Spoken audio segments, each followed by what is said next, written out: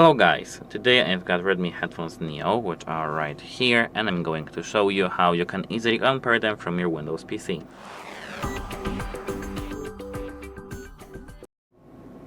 At first, you need to enter the settings by clicking with the right mouse button on this start button right here.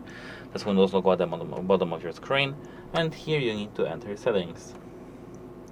Now, here, wait a moment.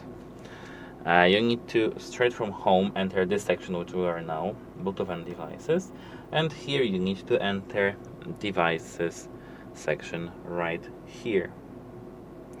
Where is my pointer? I have troubles with finding it. Here, devices. Now, in the audio section you should find Redmi Headphones Neo. Click it, and now once you click it you should find remove button right here. That's all you need to do. Goodbye.